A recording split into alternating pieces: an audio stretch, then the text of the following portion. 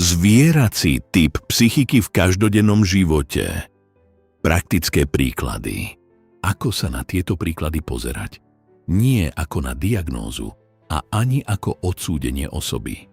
Ide o rozpoznanie spôsobu riadenia správania v konkrétnych situáciách. Jeden človek sa môže počas života prejaviť vo viacerých typoch psychiky, no dlhodobý vzorec ukazuje vždy na jeden prevládajúci typ. Pozrime sa na zvierací typ v rodine a jeho typické správanie, ktorými sú výbuchy hnevu pri frustrácii, nulová sebaregulácia, ako nech ma všetci nechajú na pokoji, uspokojovanie svojich potrieb bez ohľadu na ostatných a odmietanie zodpovednosti za následky. Napríklad rodič kričí, rozbíja veci, odchádza od konfliktu. Partner rieši problémy alkoholom, únikom, agresiou a seba ospravedlňujúcim robím, čo chcem, lebo mám nervy. Rodina sa tak mení na bojisko pudov a už nie je bezpečným priestorom. Pozrime sa teraz na typické správanie zvieracieho typu v škole, ktorými sú šikana ako fyzická, tak aj psychická, impulzívne porušovanie pravidiel, nulový rešpekt k autorite a samozrejme odmietanie dôsledkov za svoje činy. Napríklad žiak ubližuje slabším pre pocit moci, ničí veci zo srandy a vyhľadáva konflikty počas prestávok. Škola je vnímaná ako aréna a nie ako miesto rastu. Prejdime ku zvieraciemu typu v zamestnaní, ktorého typickým správaním sú konflikty so spolupracovníkmi. Krátkodobé myslenie typu čo z toho mám ja, sabotáž, ak mu niečo osobne nevyhovuje a odpor k disciplíne.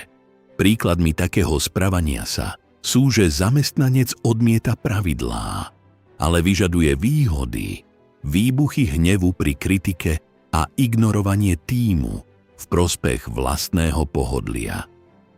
Pracovné prostredie sa vtedy stáva nestabilné a toxické. Prejdime na typické správanie zvieracieho typu v politike a vo verejnom priestore, ktorými sú agresívny populizmus, apel na strach, závisť, nenávisť, jednoduché riešenia bez následkov a polarizácia spoločnosti my proti ním. Napríklad politik sľubuje okamžité výhody bez plánu, mobilizácia davu cez emócie a ignorovanie dlhodobých škôd. Zvierací typ je palivo chaosu, často využívané inými typmi. Zvierací typ v médiách a kultúre sa prejavuje glorifikáciou násilia a excesu, normalizáciou hedonizmu a zosmiešňovaním sebaovládania.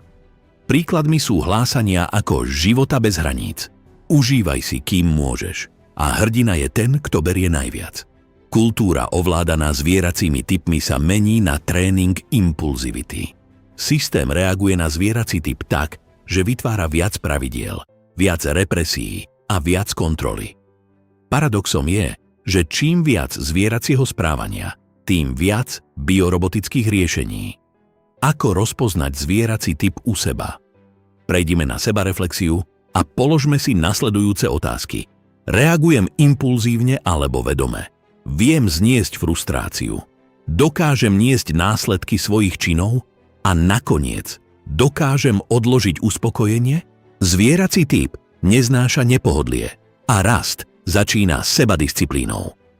Prvým krokom, ako sa dostať von zo zvieracieho typu, je stanoviť si jasné hranice, nastoliť zodpovednosť za následky, začať s tréningom sebaovládania a mať kontakt s realitou a neunikať z nej pomocou drog, alkoholu a iných stimulantov. Bez hraníc nie je sloboda a bez disciplíny nie je ľudskosť.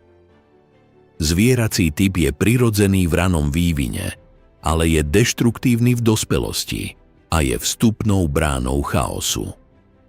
Spoločnosť, ktorá ho normalizuje, si píše vlastný rozklad.